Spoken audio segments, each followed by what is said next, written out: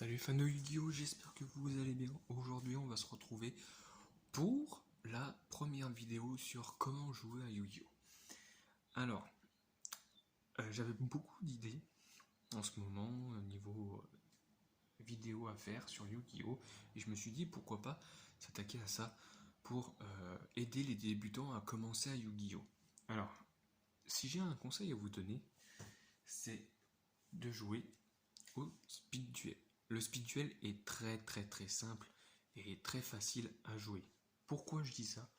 Parce qu'avec le duel classique ou master duel pour les plus pros, on va dire que le speed duel est très simple à jouer, notamment parce qu'il y a quelques différences. Quelles sont ces différences? Déjà, le terrain. Le terrain, vous pouvez voir qu'on a des zones ici à ici et ici à ici. Je vous explique ce que c'est. La zone qui est sur la droite, toute sur la droite, en bas à droite, c'est la zone deck. Ensuite, en haut, c'est le cimetière. On a 5 zones monstres, 5 zones magiques et pièges. Ensuite, là, on a la zone magique de terrain et la zone de l'extra deck. Dans les master duels, on n'a pas de carte de compétences. Les cartes de compétences, c'est que pour le speed duel. Qu'est-ce qu'une carte de compétence? En gros, une carte de compétence, ça va un peu nous aider dans le speed duel à avoir des effets supplémentaires. Par exemple, pour celle-là, c'est quand l'adversaire perd des LP, donc c'est les life points, les points de vie, on va pouvoir mettre un compteur sur cette carte et max 3. Et durant notre main phase, on va pouvoir retirer soit 2 compteurs pour défausser une carte au hasard dans la main de l'adversaire, soit 3 compteurs et détruire une carte face recto contrôlée par l'adversaire. Dans le deck de speed duel, on peut avoir minimum 20 cartes ou maximum 30 cartes. Ni moins, ni si, on peut avoir de 20, 25 jusqu'à 30. Mais ce que je veux dire par là, c'est qu'on ne peut pas dépasser les 30 et on ne peut pas mettre moins de 20 cartes. Donc là, on va commencer à parler du duel classique. Alors là, c'est notre extra deck avec des monstres fusion. Donc tout ce qui est monstre fusion, rituel et autres, j'en parlerai dans une autre vidéo. L'extra deck, on le pose comme ceci.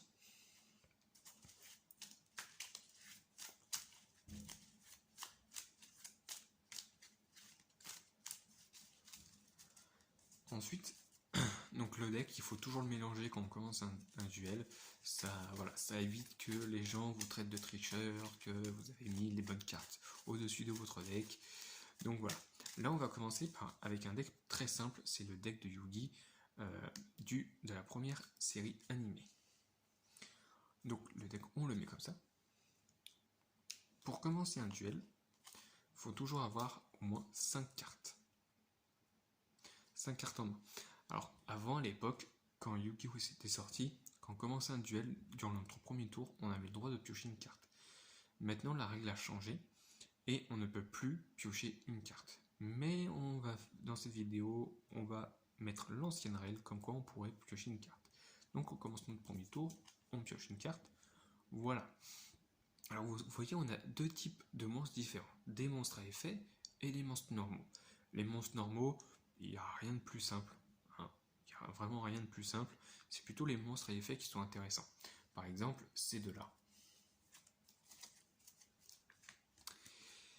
Donc, Gardien Sceptique Recyclé, c'est un monstre à effet qui, lui, en gros, ne peut pas être détruit au combat à l'issue. Il ne peut pas être détruit au combat par un monstre qui a une attaque de plus de 1900 points d'attaque. Donc les monstres avec 1900 et plus ne peuvent pas le détruire au combat. Et celui-là, Watapon, qui lui, en gros, quand vous la piochez en dehors de votre... quand vous l'ajoutez à votre main grâce à l'effet d'une carte magique ou piège, ou monstre, on peut faire l'invocation spéciale de cette carte. Qu'est-ce que c'est qu'une invocation spéciale? Imaginez-nous imaginons-nous qu'on a la carte magique. Alors, où elle se trouve? Voilà, Peau de Cuité.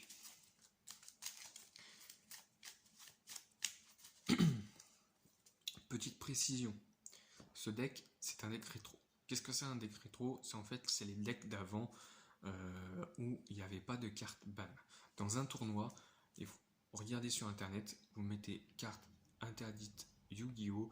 Et vous voyez, et vous allez voir toute la liste des cartes qui sont interdites, semi-limitées, limitées à 1 ou plus. Comme Peau de Cuité, lui, il est interdit en tournoi. Mais si vous voulez jouer avec vos potes et tout, vous voulez kiffer à jouer à Yu-Gi-Oh! Ça vous empêche pas de mettre cette carte dans votre deck. Voilà. Il y en a beaucoup qui jouent fun et qui préfèrent respecter les bans. Ça, je suis tout à fait d'accord avec eux. Moi aussi, je le fais de temps en temps. Mais des fois, j'aime bien jouer un peu avec des decks rétro et ajouter des petites cartes ban qui peuvent être utiles dans les decks. Donc en gros, pour Watapon, on joue la carte magique Peau de Cuité qui lui nous permet de piocher 2 cartes. Donc voilà, on pioche une et on pioche 2. Watapon a été ajouté dans notre main grâce à l'effet de Peau de Cuité. Ce qu'on va faire, c'est qu'on va pouvoir l'invoquer spécialement. On peut l'invoquer soit spécialement en mode d'attaque comme ça, soit spécialement en mode défense comme ça. Ensuite, vous voyez, j'ai une autre carte. Alors, elle est en anglaise, c'est Graceful Charity. En gros, en français, c'est Charité Gracieuse. Quand on l'active, on va pouvoir piocher 3 cartes. Voilà. 3 cartes, on regarde. Voilà. Et son deuxième effet, c'est qu'on ne peut pas garder. En gros, quand on pioche 3 cartes, on est obligé de se défausser de 2 cartes. Pourquoi? Me demandez pas, c'est l'effet de la carte. Donc on va se défausser de ces 2 cartes aussi. Voilà comment activer des cartes magiques normales. Alors, on va dire que normalement, les cartes magiques, comment les activer? Je ne devais pas vous les présenter maintenant. Je vais vous les présenter un peu plus tard dans une autre vidéo. Mais pour aujourd'hui, on fait abstraction. Donc voilà les cartes qu'on a. Ensuite, on va passer déjà aux invocations. Alors vous voyez, chaque monstre a un niveau différent. Donc, hop, voilà. Ils ont des niveaux différents. Watapon, il a un niveau 1, et Alpha, le guerrier magnétique, il a un niveau 4. Ils peuvent être invoqués normalement en position d'attaque ou posés en position de défense. Ils ne peuvent pas être posés en position de défense comme ça. Comparé au dessin animé, ils ont fait une règle qui disait que on ne peut pas invoquer des monstres en position de défense dans ce cas-là. La seule façon pour nous de l'invoquer en position de défense, c'est par l'effet d'une carte magique ou comme par exemple pour Watapon, comme il a été ajouté par la carte magique Peau de Cuité, on pouvait l'invoquer spécialement en position de défense. C'est la seule condition qui nous permet d'invoquer ces monstres comme ça en position de défense. Mais normalement, on doit la poser en position verso comme ceci. Ensuite, nous avons 2 autres monstres. Un monstre de niveau 6 et un monstre de niveau 7.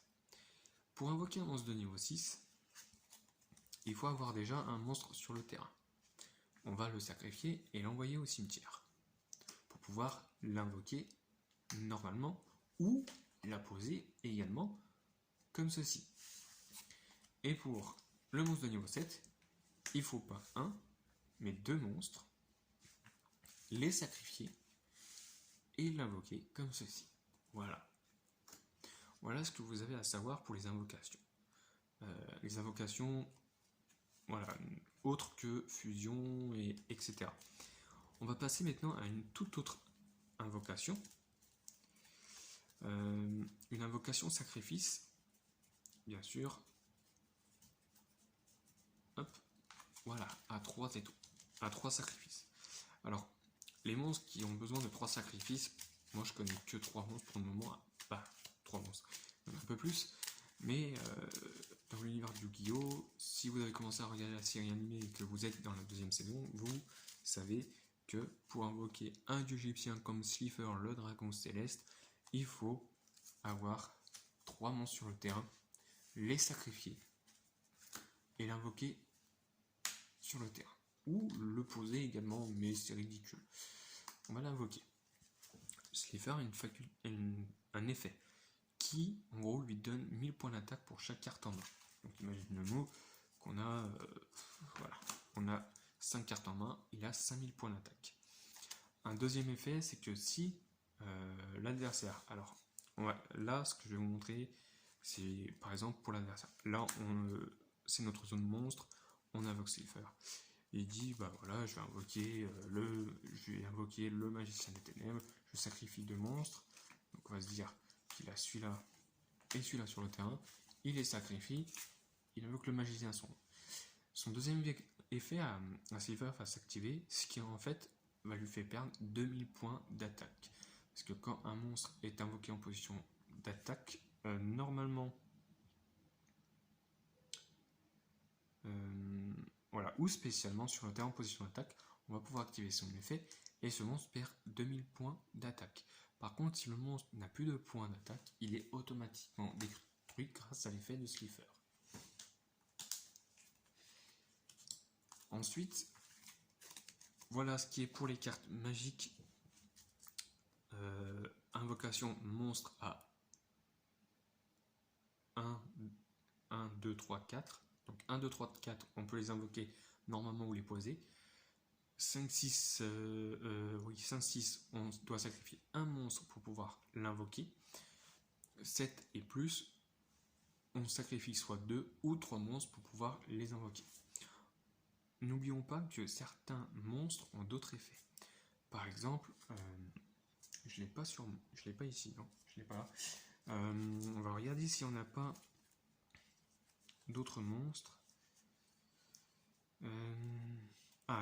Voilà, par exemple celui-là, elles sont chevalier de Gaïa, c'est un monstre à effet. Lui, en gros, ce qu'il va nous dire, c'est qu'en gros, si on a seulement cette carte dans notre main, on va pouvoir invoquer face recto, on va pouvoir l'invoquer face recto en position d'attaque sans avoir à sacrifier de monstre. Ceci traité comme une invocation, ceci traité comme une invocation normale. Donc je vous laisse la lire. Donc en gros, imaginez-nous qu'on n'a plus de carte en main, c'est notre tour, on pioche, on l'a, et ben son effet nous permet en fait de l'invoquer normalement sans sacrifice.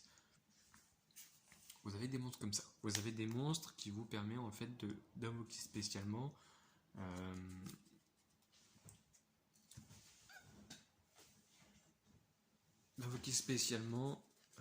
des monstres sur le terrain grâce à leurs effets. Par exemple, si on contrôle un monstre, on peut pouvoir invoquer ce monstre-ci par invocation spéciale.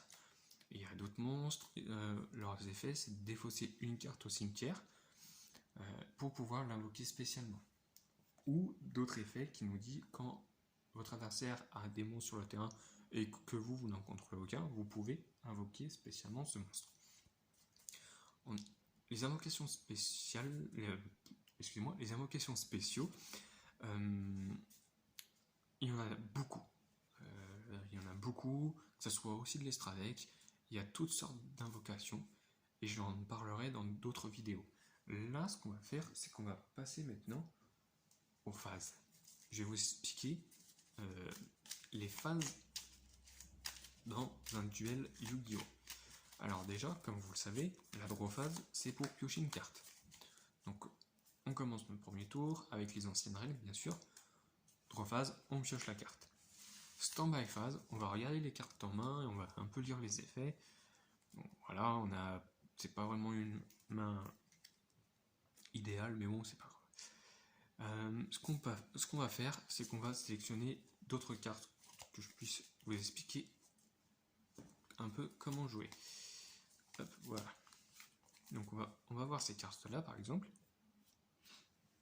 On commence notre tour, donc stand-by phase, on regarde, main phase, on commence. Dans la main phase, c'est la phase où, comme je vous ai expliqué précédemment, on va pouvoir invoquer des monstres. Donc là, lui, il est niveau 1, En gros, c'est mieux de le garder parce qu'elle a un effet. C'est lorsque votre adversaire active un effet de monstre qui va vous infliger des dommages, vous pouvez défausser ces cartes pour annuler l'activation. Et lorsqu'un monstre déclare une attaque directe, on peut bannir ces cartes depuis notre cimetière. On va piocher une carte. Ici c'est un monstre, on va pouvoir l'invoquer spécialement. Puis on va transférer la cible de l'attaque. Donc on va dire, vu que lui c'est un monstre de niveau 4, on va l'invoquer normalement. On va pouvoir invoquer cette carte, qui est une carte piège, face cachée. Alors durant notre tour, si on commence premier, je répète, même si on commence deuxième, la carte qu'on a posée, on ne peut pas l'activer durant le tour où on l'a posée. C'est interdit. On l'active seulement lorsque l'adversaire, par exemple, là c'était chapeau magique, l'adversaire attaque notre monstre, on va l'activer. On va l'activer. En gros, chapeau magique, ce qu'elle fait, c'est quand un monstre attaque un de nos monstres, on va sélectionner deux cartes qui ne sont pas des monstres. Donc on va se dire, on va faire ça, et puis on va faire ça. On va faire ça. On va prendre le monstre, on va les mélanger.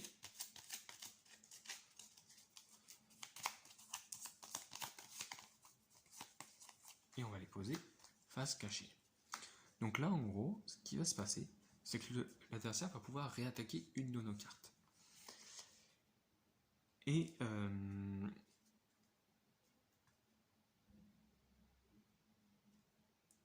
voilà, durant la phase, les deux cartes qui ont été sélectionnées vont être détruites à la fin de la battle phase. Durant la fin de la battle phase, je veux dire. Donc en gros, l'adversaire va attaquer celui-là. Et c'est la carte qu'on avait choisie. Donc elle va aller au cimetière. Fin de battle phase, celle-là va aller au cimetière. Donc notre monstre, il est sauvé. Et là, au prochain tour, si on a un monstre à un sacrifice, on va pouvoir sacrifier le monstre pour pouvoir invoquer celle-là. Donc voilà comment activer des cartes magiques et comment activer des cartes pièges. Alors par contre, je reviens sur les cartes pièges. Les cartes pièges ont un effet. Certains ont plusieurs effets, d'autres ils en ont un seul. Toutes cartes pièges ont des effets différents. Par exemple, comme je vous ai dit, durant notre tour, on peut poser une carte piège comme ça, mais on ne peut pas l'activer. Mais vous avez des cartes qui ont des effets qui nous permettent en fait de les activer directement depuis notre main, même si c'est notre premier tour. Mais ils ont des conditions. Des conditions du genre, si par exemple, on a un monstre sur le terrain, ou on a une carte magique ou piège dans notre cimetière, et que la condition c'était, si vous avez une carte magique ou piège, vous pouvez activer cette carte depuis votre main. Là on peut le faire, mais il faut qu'il y ait des conditions pour pouvoir activer cette carte depuis la main.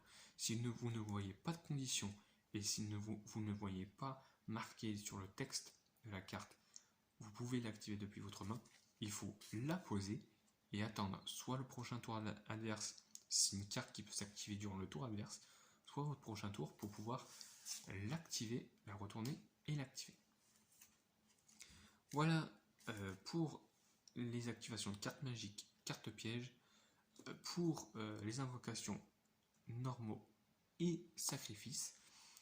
Les phases, comme je vous ai dit, la main phase, c'est on va pouvoir invoquer un monstre ou plusieurs monstres, ça dépend. Normalement, c'est qu'un monstre avec un duel classique. Surtout avec ce deck là, c'est qu'un monstre. On va pouvoir poser des cartes pièges, on va pouvoir peut-être activer quelques cartes magiques. Et aussi, on va pouvoir on va pouvoir aussi faire pas mal de choses en main phase. La battle phase, c'est la phase de combat, donc notre monstre va attaquer le monstre adverse. Après, on va passer en main phase 2. Alors la main phase 2, en speed duel, ça n'existe pas. Il y a une différence entre le speed duel et le duel classique. C'est déjà, il n'y a que 3 zones monstres et 3 zones magiques. Par contre, zone cimetière, zone magique terrain, zone cimetière, deck et extra deck, ils y sont. Mais on n'a que 3 zones monstres, 3 zones magiques et pièges. Et en plus de ça, on n'a pas de main phase 2. Donc en gros, on va faire draw phase, standby phase, main phase A, main phase 1, ou main phase tout court d'ailleurs, Battle Phase et End Phase. Voilà. Sur ce, j'espère que cette vidéo vous aura plu. J'espère aussi que ça n'a pas été trop compliqué. La deuxième vidéo, on verra le type de carte magique et le type de carte piège, parce qu'il y en a quelques-unes. Et je vous expliquerai comment les activer durant la deuxième vidéo. Sur ce, portez-vous bien et on se dit à la prochaine. Et aussi, n'oubliez pas le like, un petit commentaire, un abonnement et appuyez sur la cloche pour recevoir des notifications sur mes prochaines vidéos. Allez, salut!